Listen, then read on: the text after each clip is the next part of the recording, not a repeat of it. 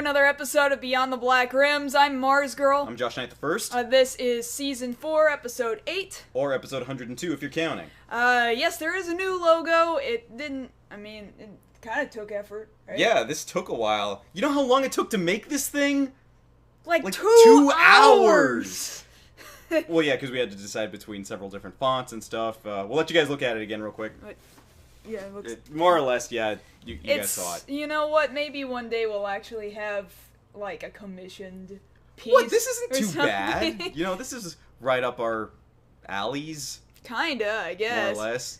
You know, you're in one half of the glasses, I'm in the other half. I guess. That's good. If you guys are struggling to see the stream, let me know. I am actually trying to do some backup recording here, but if it's herking too much, I'm gonna stop the local recording and we'll just try and figure something else out here. In fact, I'm gonna type, is the stream herking?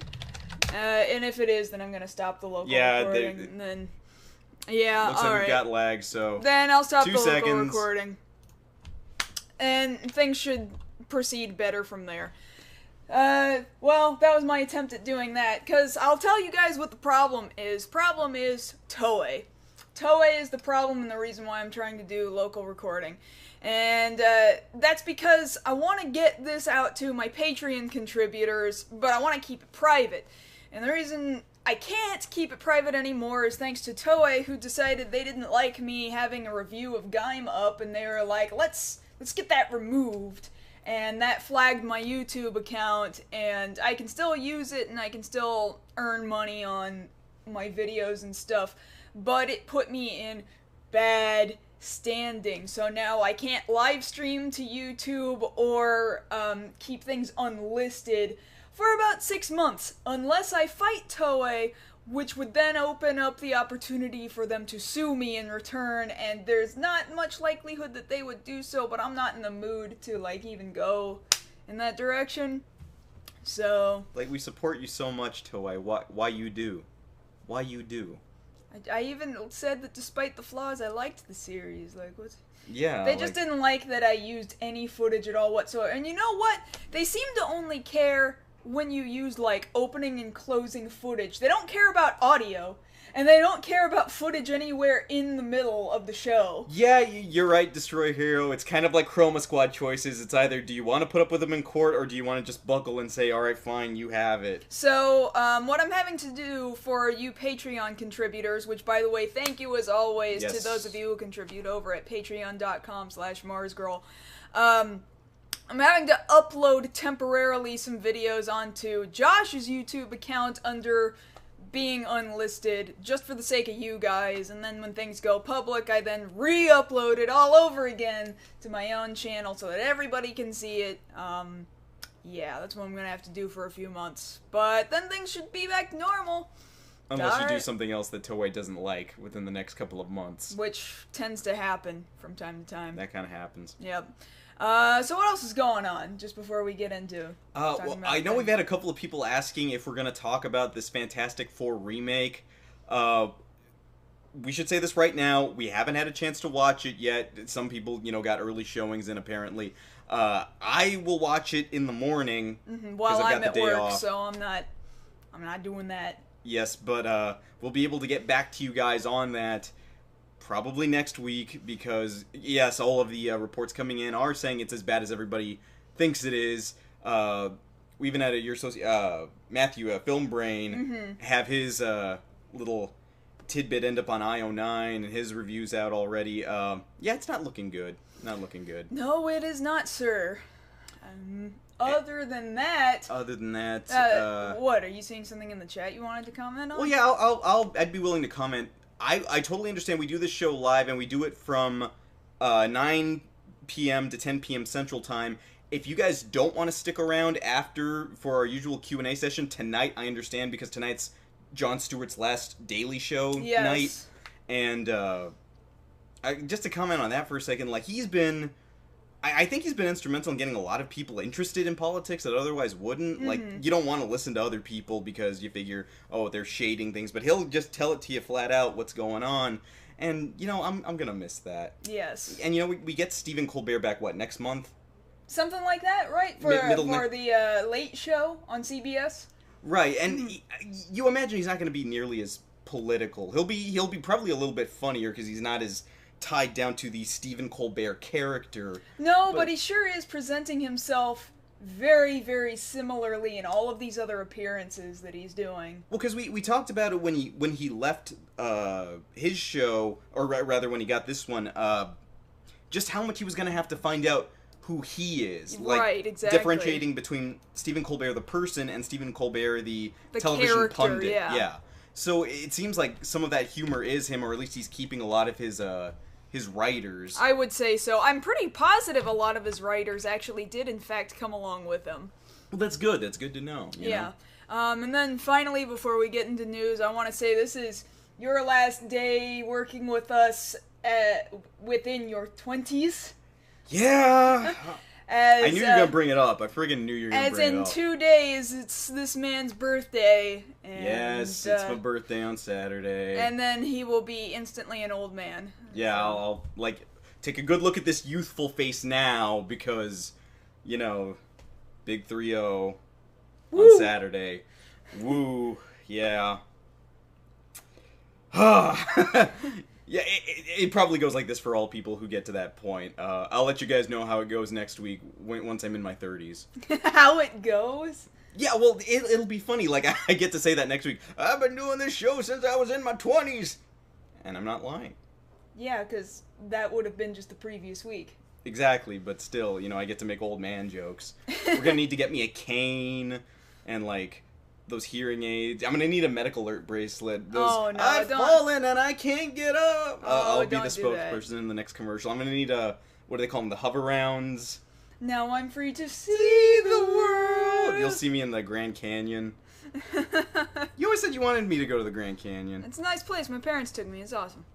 I assume. Okay, so, well, let's go ahead and talk about the actual topics we're discussing at length later on this evening. So first up, a lot of people have seen it already since it opened on Tuesday night, and actually we'll get our chance on Saturday to go see it, but the new Dragon Ball Z movie, Resurrection F, is in theaters now, and it actually looks like it's tracking very well for its, given its very limited release. We're going to talk a bit about that for you guys. Secondly, yes, the Deadpool trailer, or really two trailers, both the Green Band and the Red Band trailer finally dropped, and they look pretty good, and we're going to talk about our own personal feelings on said trailer. Yeah, going to break that down for you guys. And last off, this is an interesting story that came across to us just today. So there's this mobile game called Monster Strike. And over in Japan, where it came from, they had an event on Sunday to promote Monster Strike. Well, this thing turned out absolutely horribly, and we're going to fill you guys in on what exactly happened at that event and how to protect yourselves in case you end up at an event such as that. Right, exactly. So, up until we start talking about those stories, I'm sure you got a number of follow-ups that you want to talk about. Talk about what now? You want follow-up stuff? Follow-ups! Yeah, alright, we'll talk about follow-ups. You're already becoming an old man, you don't know what I'm talking about anymore. Oh, please. Okay, so getting to our follow-ups. First off, in DC news, we can in fact confirm that Wally West is not only showing up in this next season of The Flash, but we have a name to go along with it. Keenan Lonsdale, who you might have seen... A name to go along with it. That name is Wally West. Well, the name of the actor. Uh-huh. Keenan Lonsdale, who you might have seen in the Divergent movies, both of which are out on DVD now, will be taking on the role of Wally West. Of course, Wally West is a relative to Iris, who later on becomes Kid Flash, and then later on, subsequently, the Flash after Barry. So, very much looking forward to seeing how that goes. We also have some other casting news out of DC Legends of Tomorrow. Falk. Well, Falk? F-A-L-K. Falk. Falk. Okay, Falk. I didn't know if you could pronounce the... Falk? We can say that. Yeah, I'm just pronouncing a name. Yes. Henschel will be cast on DC's Legends of Tomorrow as Hawkman. Now, this wouldn't be the first time we've seen Hawkman before. Of course, he did appear on Smallville in the subsequent later seasons. But this, of course, being a different take on the character, who will, of course, now have a Hawk Girl to play off there. So very interested to see how that works out. In other news, and actually kind of sadder news, normally we do full stories, but we had a full panel tonight. But I did want to mention this. We got a picture for actor Masayuki Izumi, who folks would know from Kamen Rider Faiz as the Horse Orphanok, or later on in the movie as Kamen Rider Orga, has unfortunately passed away at the very young age of 35. He'd been in several different movies. Apparently he had failing health for a while. And so a lot of people are actually taking this really hard. You know, for the few roles that he had done in the time that, you know, he was here on this earth, he was, you know, very passionate, very good in what he did. Other than, like, I first saw him in Kamen Rider Faiz, but then later on I saw him in Akihabara Deep as the side character there to the boss. And, you know, he brought a lot of energy, he brought a lot of passion to the roles, and it's very tragic to see him go at such a young age. You know, in my case, he was only 5 years older than me, you know? Yeah. And so it's hard to think about that, but at least we've got his work to look back on, and of course we here at the show say you will be definitely missed. Of course. Moving on to other news. In Marvel news, of course, Civil War is still filming right now, Captain America Civil War, and we can confirm that most of Spider-Man's involvement in the movie has already been shot. Interesting. So hopefully the idea is, now it's a stretch, but it's not too much of a stretch, is that come later on this month at the D23 event, hopefully we might be able to get a snippet of some of that footage, because now that we know that some of it's in the can, then the big boys up top can be like, okay, I want you to use that footage and that footage, put it in a sizzle reel, and then show it to the investors. Right. Because really that's what D23 is for, you know, get investors involved, show people, hey, look, we're Disney, we're awesome, we got giraffe money, here's what we did with it. Let's see what else we've got here.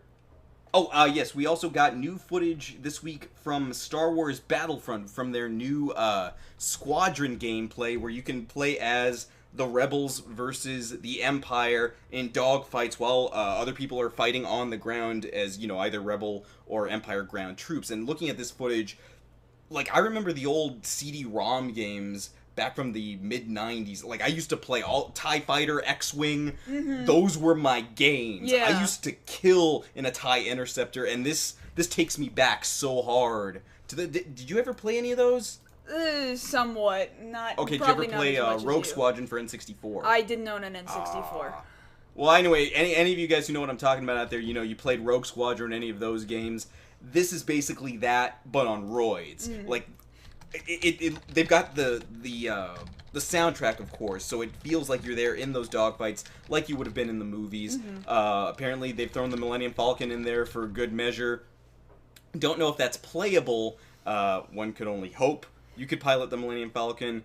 I think they haven't shown the footage, but you can at least see Vader's TIE Fighter in there. That's very cool. And they also had that new footage of you're there on the ground as a rebel troop, and I think it's the Hoth base, and then one guy's going around a corner, and then you see him getting choked out by Vader. And then Vader rounds the corner, right, and you see he's coming all the way up on you, and you're like, oh my god, he's coming at me! And then the footage stops after that, and it's intense. Yes! I really like it. I'm really excited about it. I haven't seen anything about this game that doesn't not make me want to pre-order it. Like, it's got my money and then some. Like, even then, whatever DLC comes out after that's going to be friggin' awesome. In less happy news, really in game news, so we talked about Red Ash last week, but this week, and follow-up, we're talking about Mighty Number 9. So we were supposed to get it next month. That's not happening. No, it's not. Now they're saying next year. 2016, first quarter. First quarter, yeah. Like, that's like, what, the third pushback now? Second or third, something like that. Just really everything out of concept in the past several weeks is just more and more disappointing. really kind of breaking my heart. Like, everyone was like, this is the company we want to follow because they got so screwed over by Capcom, and in the end, it's just nothing but more heartbreak. Like, these fans can't catch a break, you know? I know, it's terrible news. Like, we were all looking forward to this thing so much, and then, yeah, like you say, every week we're having to report something bad about it. That's so sad. And we're hoping, you know, maybe they'll surprise us and, like, hey, when we said 2016, we meant Christmas, here you go. Like, that's the only hope we've got right now. Right. Because I'll tell you this much right now, people are going to be real upset. Like, if they're not upset now, they're going to be real upset if there's another pushback. Yes. Because, especially when they say, well, the game's pretty much done. Like, don't tell me that. Lie to me at this point. It's done. They're saying it's done. They're just fixing bugs. Yeah, fixing bugs in the online content. So it's not done? That's what that tells me, because if it was done, then it wouldn't have bugs. Yeah, it's honestly. done, but it's not done. You figure that out. In other news, in Common Writer news, we can at least confirm there was not a press conference this past weekend, to many people's surprise. The thing that we're ending up finding out now is that Ghost will not premiere until October, much later than most other series, and that's surprising. Are they adding more episodes to the end of Drive? See, that's the thing. They can either add more episodes to the end of Drive, or they can, like, take off a week or something. Those are the two options they've got right there. Yeah. The thing about it that I'm wondering is that Drive's already finished filming, so they're not going to add any more. So I think that's out. If anything, they're going to take a break. Yeah, I would imagine so, too. So that's going to be interesting. The thing I'm wondering about, because we had kind of talked about this at length, is that Japan's starting to celebrate Halloween a little more. Slightly more and more from year to year, yes. Do you think they're trying to time it out with Halloween? I would almost Halloween? say so, yes. Like, if that's what they're doing, then fine. I understand that. But, of course, we'll end up having more news on that once we get it. The most we do know is that they did film a promotional video this past weekend. They do have an actor for Ghost. He just hasn't been announced yet. So, yes, more on that as it develops. Moving on to this next one. Gotham over on Fox. Season 2's coming out later on this year. Can you blow that up at all? Yeah, I guess. We got this picture of this poster that they're showing now on... to promote Gotham, like, oh, this is going to tell you everything you need to know about the next season, and I'm looking at it, yeah, right here next to Kaylin, and I don't know how much this is telling me, but I'll give it a shot. Okay, so there's a cave inside of Gordon's stomach in this next season, and Gordon's got a gun, and he's pointing it at Barbara, which makes perfect sense, you know, based off last season. And then Selena's over on the side like, hey, you guys didn't realize you could balance on this Gotham thing? And then Nigma's trying to figure out why Gordon's a giant compared to him. Okay, so you're telling me you don't know anything. I don't know anything. Okay. This tells me nothing. Okay, great. Then this was nothing. Yeah, pretty much. Bye. Okay, moving on to other news. Biohazard, of course, that we know it over here in the West as Resident Evil, is getting a stage play this fall over in Tokyo. Interesting. Is it going to be musical? Far as I know, no. It's just a play. It would be kind of bizarre as a musical, admittedly. Yeah, because admittedly they do a lot of musicals over there. A ton of games get turned into musicals, but stage shows happen just as often. The story will revolve around Chris in Australia cleaning up a mess, and that's as much as we know right now. No casting has been made, just that we know that Capcom's on it, and it's coming. Tito887, thank you very much for the follow. Okay, I already stopped. Stop it. Okay. Thank you. Thank you. Thank you. Yes, appreciate it. I'm going to let you talk for a second on this. So there was this Gamescom non-announcement on Final Fantasy 15. I could have almost made this an entire story, but I talk about Final Fantasy 15 too much, alright? So yeah, Gamescom, which is taking place in Germany, Square Enix, of course, was there, and so was the staff of Final Fantasy 15, and they show up to tell everybody precisely Dick. And it's just so almost funny how little they had to say, and yet they're trying to spin it like they're saying so much. Because first, they released this teaser trailer, right? And this teaser trailer is, as many people are saying, approximately 50% awkward hugging between a little boy and his dad, and he's like, Yeah, pushing. it's like, what is that? That's not a Final Fantasy game. Hugging doesn't happen in Final Fantasy yes, gameplay. It does. Well, wait, massages do. Yeah, but you know what I'm talking about. Like, it's been how long now? Where the hell's the gameplay? Where the hell's the game? Right, exactly. So this is what they're trying to brag about. They're bragging that, yes, we have a plan, and we are going to announce that we will be announcing the release date. And I'm just...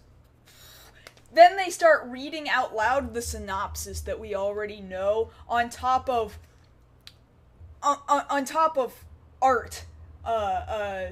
Production stills. Yeah, production art. Not even finished, completed. And they're like, sorry, we don't have more gameplay or an actual trailer to show. But, You're not sorry. Don't lie to me. But here's a Marlboro. By the way, he's still a work in progress. And they die to it in about 20 seconds. And then they're like, as far as airships are concerned, yeah, it would be nice. We would like to put airships in there. We're still trying to figure out how to make that happen, how to get them to fly at a decent height, you know. If we can't get it into the full game, you know, we'll try to get it in there after the game's release. We're going to try and do... What the hell?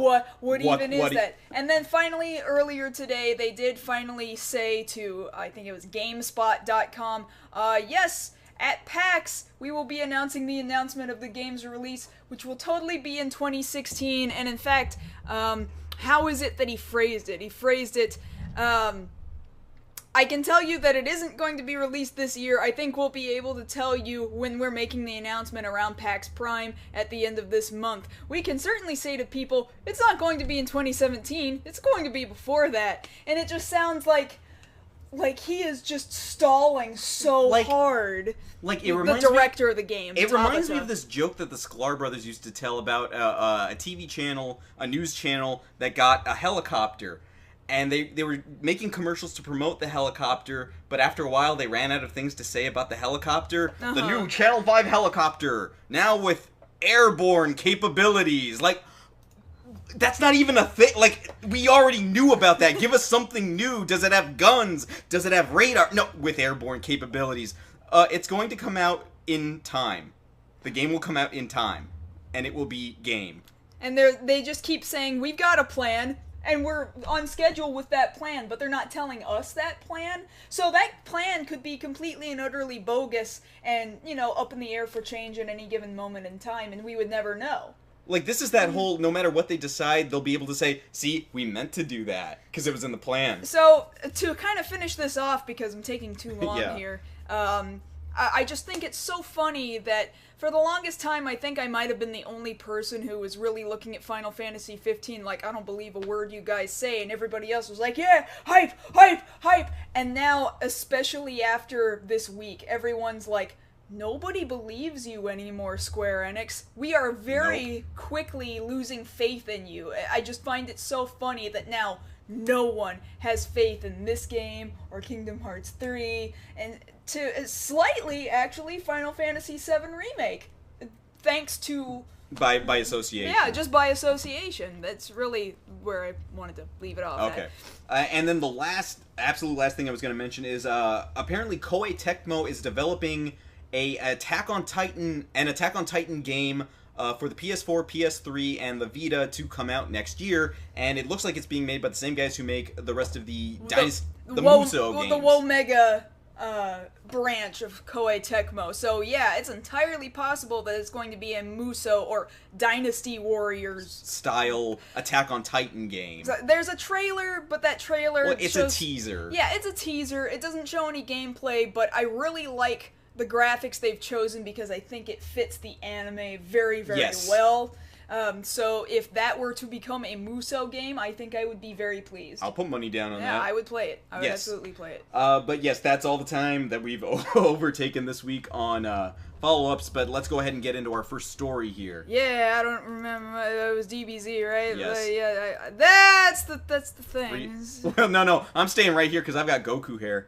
Oh, wow, that's very impressive. No, that's Frieza doing that right now. You're not doing that right now. I'm just using Kaioken, it's fine.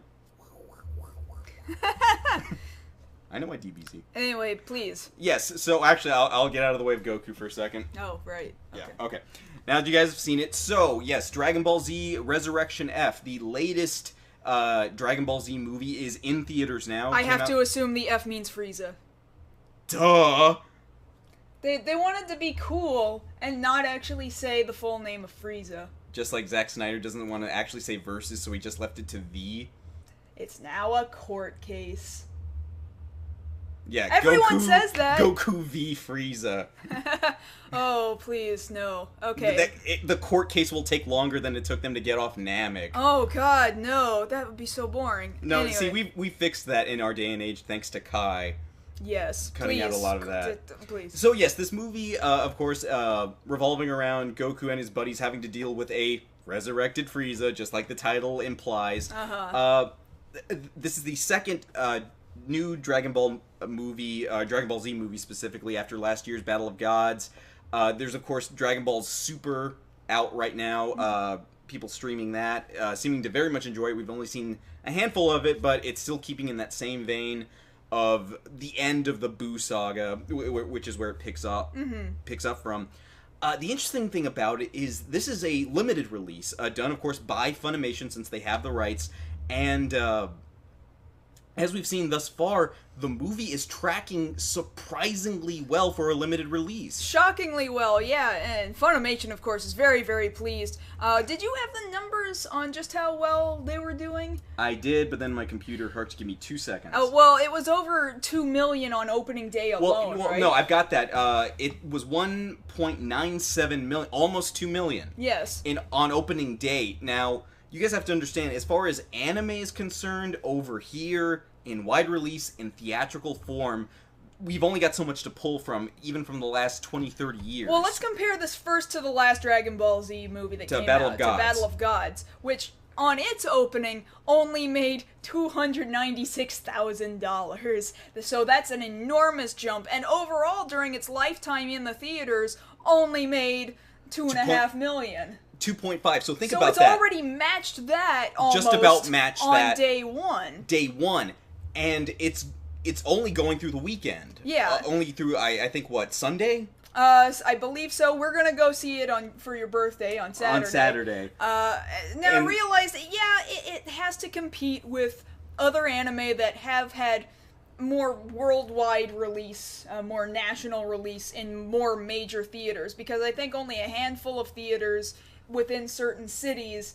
are carrying the movie, and again, it's only for like a week's worth of time, and not even the full week. There's breaks within the middle of the week where they're not showing it. It's opening only in 894 theaters this weekend. Yeah, so that says less something. than 1,000. So realize the #1 ranking anime movie that's ever made it in the US box office has been Pokemon, the first movie, which came out at the end of 1999, and its opening was 31 million. Over its lifetime, it got 85 million. And then the second after that is Pokemon the movie 2000, which, you know, took a huge cut realize anime then gets huge cuts after the first Pokemon movie. Well, because think about that. Because we are talking about anime, but then you have to think about that. Oh, that's also very wide market. Kids are going, dragging their parents. And Pokemon was like a huge boom right there at the end of 1999. Right, absolutely. And yet, this kind of shows the lasting power of Dragon Ball Z within the United States, even in select theaters. Because look at this, if we're talking like the top 10 ranked anime movies theatrically released, numbers 9 and 10 are Miyazaki movies, The Wind Rises and Howl's Moving Castle, and their opening numbers are crap. Wind Rises only made $313,000, and Howl's Moving Castle only made $427,000. Less than $500,000. Less than $500,000. And this movie has already beaten both of those in one day. Exactly. Now you think about it, the interesting thing to think about is that Battle of the Gods came out last year, and Battle of the Gods was the first DBZ movie we'd gotten in like forever. Actually, the first DBZ movie we got over here theatrically. Because I'm not even talking about, movies 1 through 13 that we got, from Japan. Just direct to VHS or DVD, thanks to Funimation. people were happy to get Dragon Ball Z back, and yes, people still like Battle of Gods, and you can get it at your local Walmart and Target now. Mm-hmm.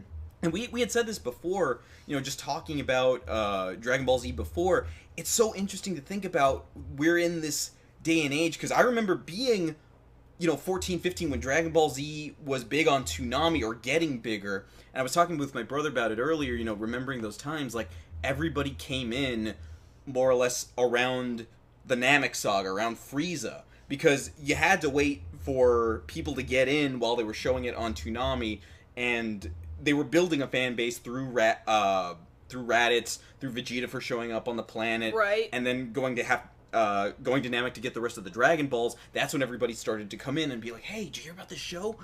Yeah. Hey, I've got all these stickers on my binder."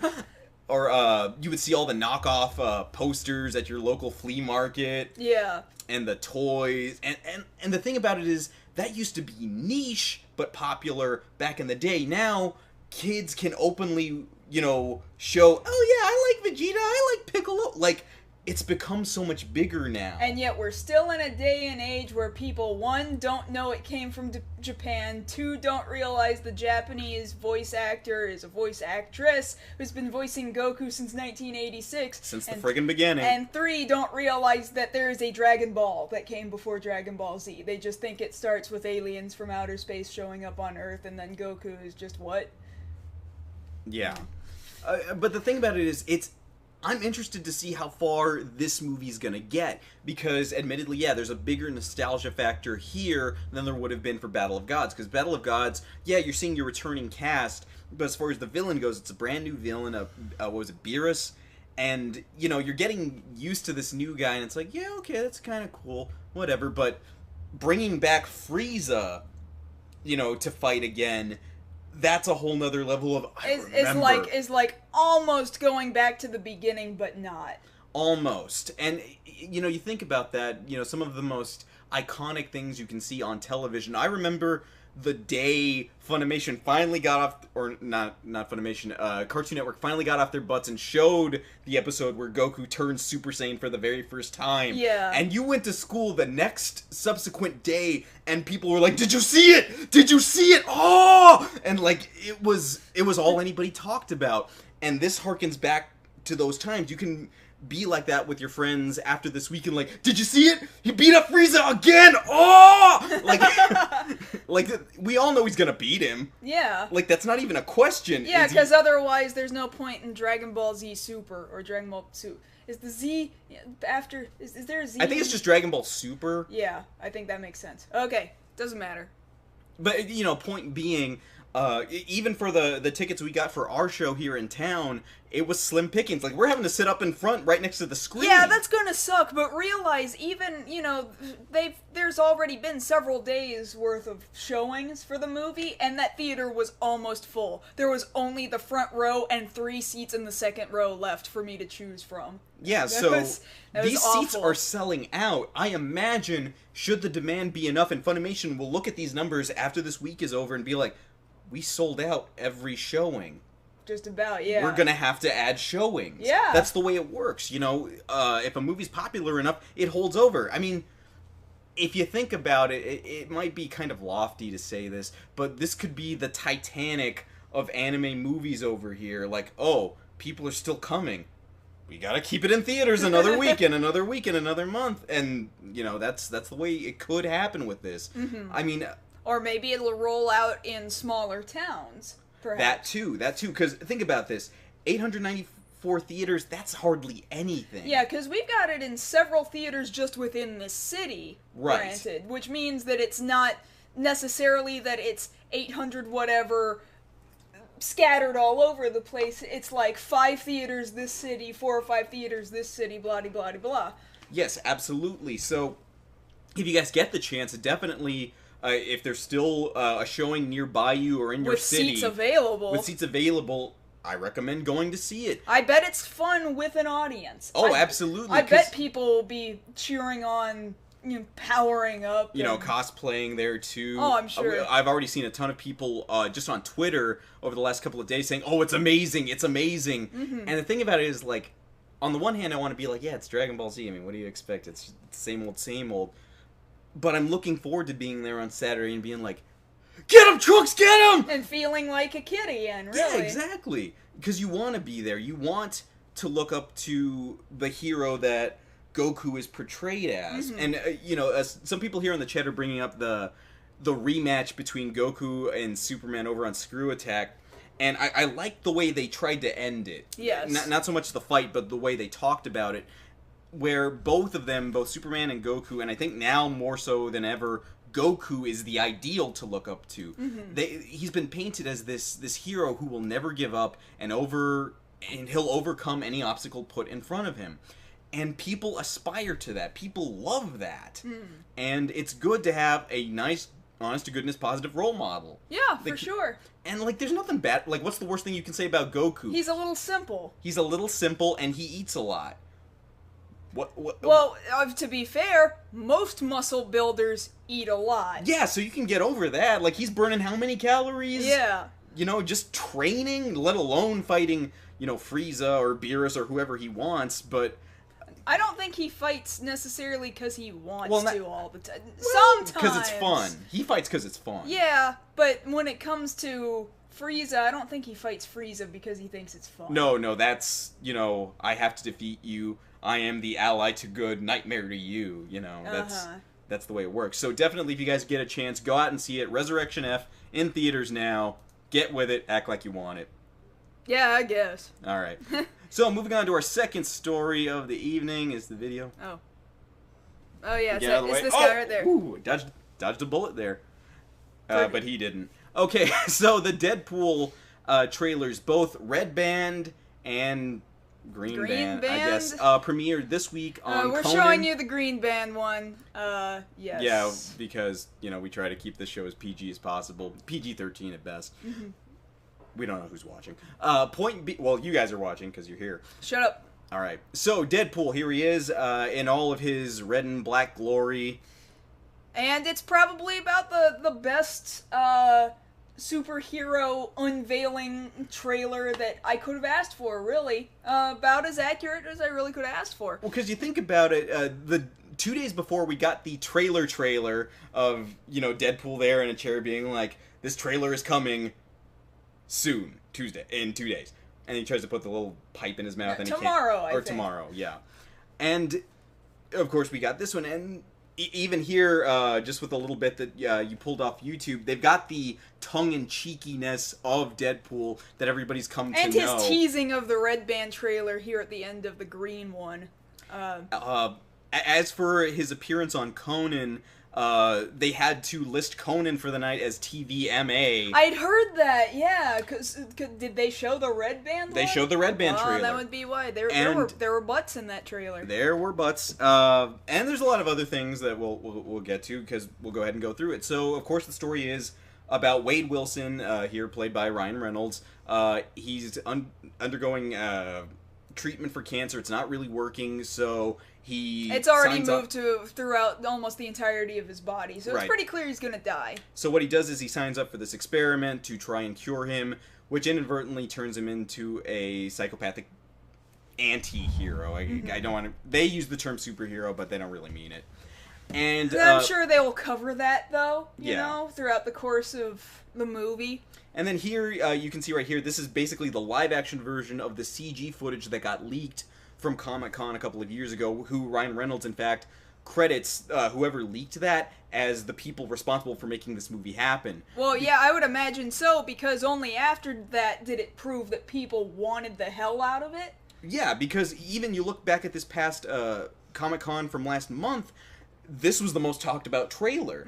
You know, because, yeah, you had Batman versus Superman, and that came out to mixed reviews, or even the X-Men Apocalypse stuff, but this is the one that people were like, oh my god, did you see the Deadpool trailer? Yeah. Did you see it? Did you see it? And they had a plan, like, no, we're gonna give it to you guys, just be patient, we're coming. Now, maybe it's just because I'm not a huge Deadpool person. I think Deadpool is very, very cool and very, very fun. But at the same time, I prefer the Green Band trailer to the Red Band trailer, and that's not just because I'm like, oh, I don't like dirty language and butts. It's not like that. I actually think the Green Band trailer is, one, it's I think it's slightly better edited. And 2, I actually think that the lines and the shots that they used were funnier, were more clever, because they don't have to rely on, haha, I said a swear word. Yeah. You know, like, yes, that's kind of who the character has become in this day and age. Granted, I don't think Deadpool has always quite been as tongue-in-cheek and, maybe that's not the word I'm looking for, but straight up crass and... Well, not so much crass, he's just very, off the wall. He can be if necessary, but for the most part, he's just... I think what I'm looking for is that, as of late, he's become more of a meme than he once well, yeah, more was. of a meme generator, or actually more meme regurgitator. Exactly, yeah. I think he's become more of a meme regurgitator over the years. And maybe when I see the full movie, I'll be satisfied, like, no, this was good. This is real good. As it stands, I still think it's the most accurate-looking superhero movie adaptation I've seen in a very, very, very long time. Well, like, for starters, like, we've kind of mentioned it before at length, but that costume jumped out of the comics. Mm-hmm. Like, they didn't hardly have to do anything to it. It's like, well, this is what he wears, just make that. Yeah. I wish more studios would do that. Yes, for sure. And, they put Marvel's name on here, but I wonder how much influence they really had on this, because, let's not kid ourselves, Fox is the one doing this because they've still got the rights to the character, as they do with Fantastic Four and X-Men. Right. So it remains to be seen whether or not, nobody go running off like, oh my god, did you hear he's gonna show up in Civil War? Like, no, nobody said that. Nobody quote me as saying that. I said that to make a point. Let them figure it out on their own. But no, there seems to be a lot of attention that's being paid to the humor. The one-liners he's saying before he blows people's heads off and gets shot through the arm himself. It was interesting to see they've got Colossus in here looking better than he did in any of the other X-Men Good lord, movies. I was like, Colossus? What? 1, why? I mean, cool, but why? And 2... hey, you look pretty good, man. Like, he looks like he jumped out of the comics. And I'm like, this was out of Fox? Yeah. What happened to all those X-Men movies where they didn't pay attention to accuracy of what anybody looked like ever? And then what happened with all the Fantastic Four anything ever, especially this most recent one? And now... And now you, is this your apology? Because you're off to a good start, but you've still dug yourself a pretty big hole, just saying. Exactly. But this is a good start if you're trying to dig yourself out of the hole. Yes. If I had any sort of complaint, it's that as an unmasked Wade Wilson after being experimented on, he actually could stand to look a little worse, in my opinion.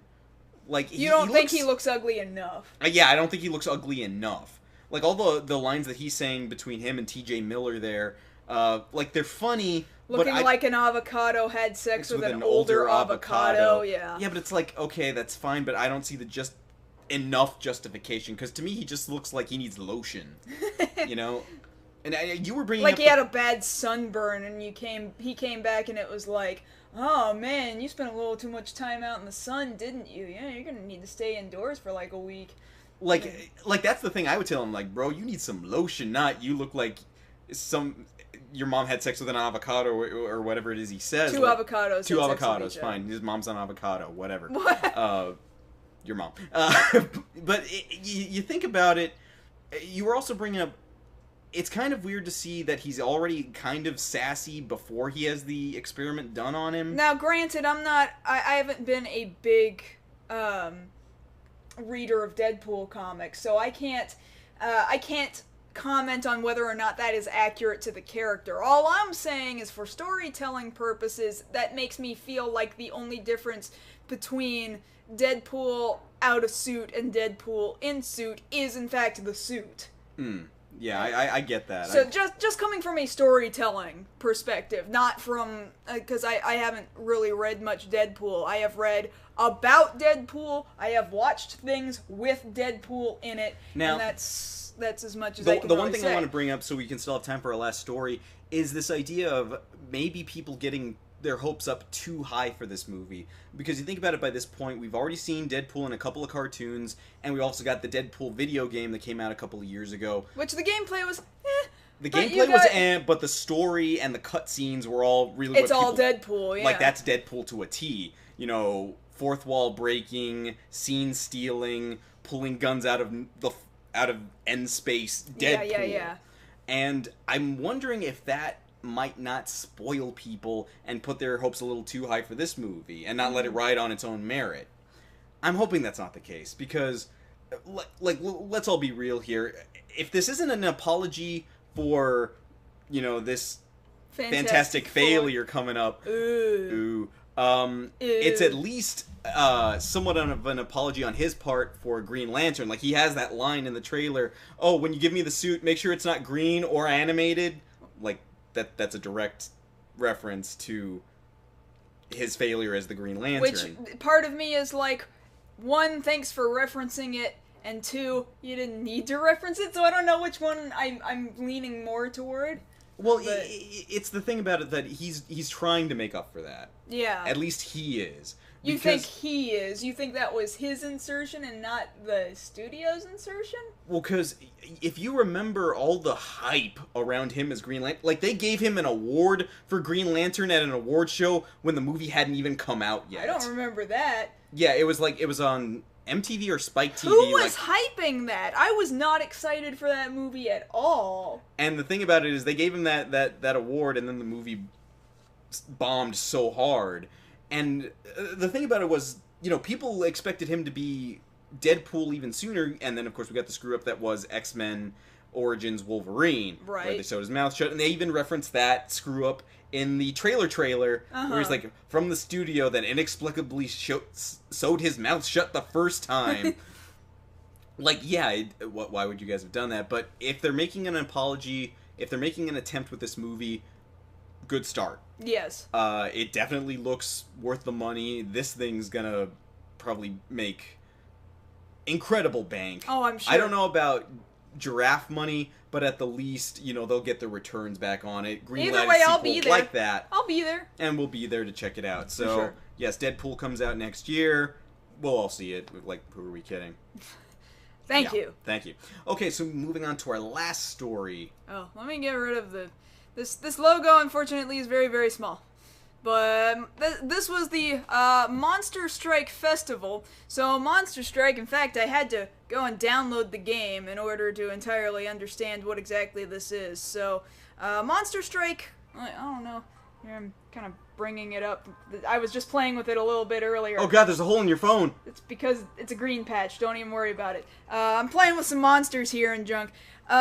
You know, it's a very simple time waster. You get a whole bunch of monsters, and then you slingshot them around to attack other monsters, and then you collect money, and you partner up with people, and you get points so that you can collect more monsters, level them up, fuse them, evolve them, and then keep the whole system going, and occasionally make microtransactions, which I will never do.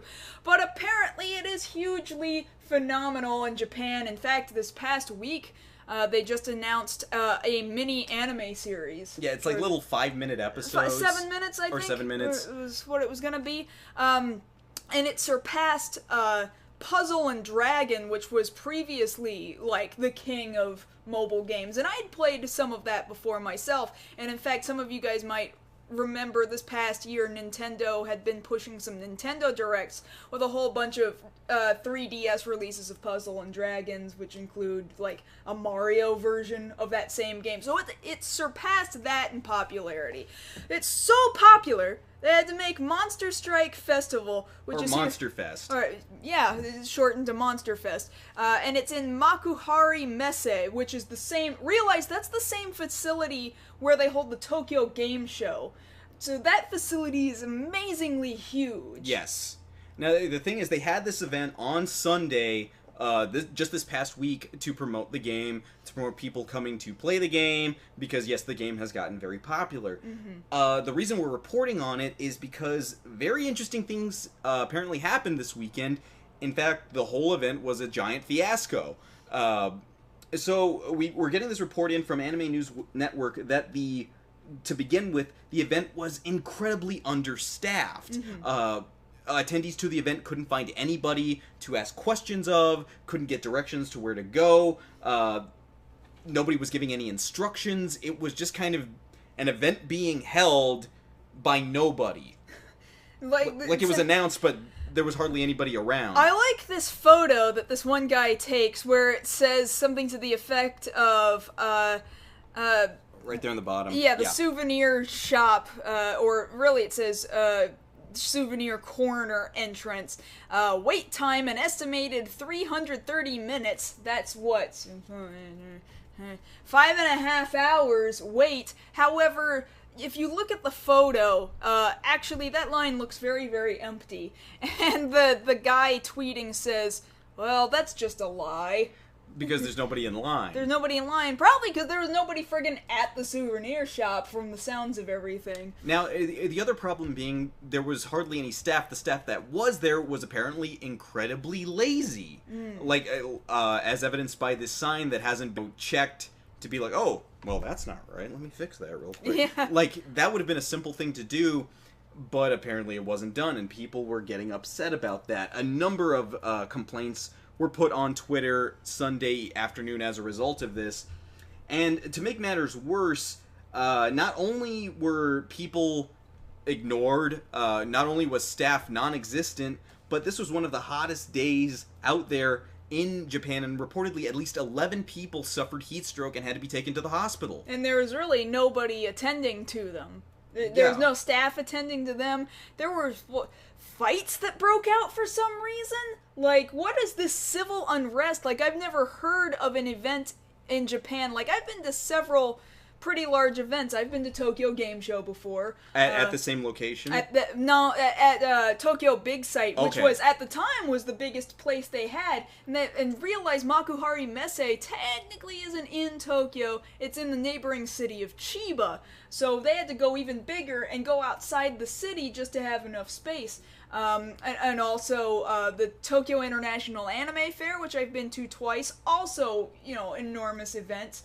And I've never heard of, like, all this civil unrest, people passing out and getting heat stroke, these fightings, and apparently complete and utter disregard for where people are throwing their garbage. Like, well, I'm reading this now. Apparently, nobody was even tending to the trash cans, because usually, if you know anything about Japan, they are very courteous and very careful to separate their trash, their recyclables, and put them where they need to go. You will be shocked by McDonald's if you ever go just over how there. Clean it is the there. Cleanliest McDonald's I have ever stepped foot in. And then when I came back home, I was like, oh. Like, so most of you guys know, if you've been to your local, like, McDonald's here, or even local corner chicken joint, you realize how dirty it is in there. Yes. Burger King, whatever. And we're looking at these pictures from Twitter of people complaining, and the translation of the quote here, Monsterfest took no measures against trash, and people are foregoing culture and leaving trash everywhere. Like, understand how out of place that is for them. Mm-hmm. Like, that is akin to graffiti over there. Right. That's how much it's looked down on over there. Like, oh, you didn't throw your trash away properly. No, we don't do that here. But these guys, these attendees at this event just were like, screw it, like you would see over here. Which I assume is because they saw how much nobody cared about their own event, that they were like, well, why should we care then? It's kind of the attitude I would gather from why this is happening. And that's really what these reports are saying about it, that, well, if they don't care, we're not going to care either. Hey, trash all over the place. And, we bring all this up because, a lot of us, we're con goers, we're event goers. We go to these things all the time. We spend a lot of money and there. Some of us are like, we've been staff at events before. Absolutely. So. And you go to these things, and sometimes, they're not always fully staffed, and sometimes you get ignored, and sometimes things aren't exactly the way they were advertised or the way you hope they would be. Some people might be comparing this to DashCon levels of bad. Because, it kind of sounds like that, but the thing about it... especially if it's supposed to be so big, you have to put it in Makuhari Messe. Like an official event, not like some yahoos literally like, hey, you play phone games, I play phone games, meet me here. Officially sanctioned by the game creators themselves, Mixie. So, it's not looking very good for you, Mixie. I hope your anime goes well for you, but like, dang. Yes, and the thing about it is, they have yet to issue a formal statement about what happened this weekend. That's kind of bad because it's almost been a week now. Yeah. Like, usually you want to be... If that happened on Sunday, Monday morning you issue a press statement saying, we are sorry for this, we're going to work on it, we've got our next event coming up, please come and visit us again. Especially if this is Japan, where they're all about honor and making apologies, and like, this is very surprising to me out of Japan. I would not be surprised if it was a fan-run American event. That would just be like, yet another screw-up con. But this is like, you should have your crap together a little better, guys. Yeah, so, like, what gives? So, really, the thing about it is, in any case, if you're at an event that's this kind of disastrous, you have a choice. You can either join in and make it worse, or do your part and not add to what's making it bad. Mm-hmm. Because you think about it, yeah, of course we all think about DashCon. DashCon was screwed from the beginning, but you've got your choice of either, well, I can either leave and just cut my losses, or I can take it out on the hotel and make it worse. Yeah. Like, you don't want to do that. Like, as an example, you were helping staff, what was it, SGC that first year? Yeah, it was the second year, the Screw Tag Gaming Convention. And you saw some people acting out of normal character there, right? Well, the issue was the dude who plays that character, Keith Apicary, was being Keith Apicary, which for him is fine. If he wants to dick around and do things that get him in trouble, whatever, that's his character, let him do that. So he's taking, like, all these couches and stuff from throughout the hotel, and then ripping the cushions off, standing the couch on end, putting the cushions down in front of the couch, climbing up on top of the couch as it's standing on end, and then jumping onto the cushions.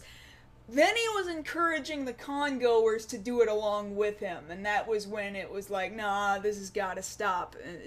The other people joining in and kind of tearing the con up was like, that's it, that's enough. This guy is trained to fall. Like, he actually is a professional jackass. He does it for a living. Yeah. But that's not true of everybody else. Everybody else was just being a dick to be a dick. So, really, to kind of wrap it up, if the event is a failure, if it's a disaster, yeah, take pictures and complain about it. It's their fault if they're leaving you outside and people are getting heat stroke. That's on them. Like, yes. Really, you could end up suing them for something like that. Like, hey, Mixie, here's my hospital bill. Your guys didn't let me in the door because they were off doing whatever on some other part of the convention hall. Mm-hmm. That's one thing. Now, if that's going wrong, that does not give you the right to go pick and fights with somebody in line, or, throw your trash everywhere. Like, that's just uncivil. Whether it's Japan or here. Be kind to the event space, because they might not invite you back next year. We end up saying that at a lot of places. Like, hey, you want to come back next year? Put the lamp down. Exactly. Like, it's... Make sure you're attributing the fault to whose fault it actually is. Yes. And don't bring yourself in on that, like, oh, all this trash, well, that's your trash, so you're in trouble. No, if the event holders have screwed up, leave it to them. You don't need to make it any worse. Fair enough? Fair enough. I think Okay. that's a fair enough place to stop, too. But we are going to keep going with Q&A segment after we wrap this all up here. So those of you who are still here with us in the chat room live with us, please continue to stick with us, and we will just have a conversation with you and junk. Yes, and junk. And junk. But, of course, during the week, you can always talk to us over on Twitter. I'm at Josh Knight First. And I'm at Mars Girl. So that having been said, that's been this week's episode of Beyond Black Rims. We'll see you guys next week. Good night.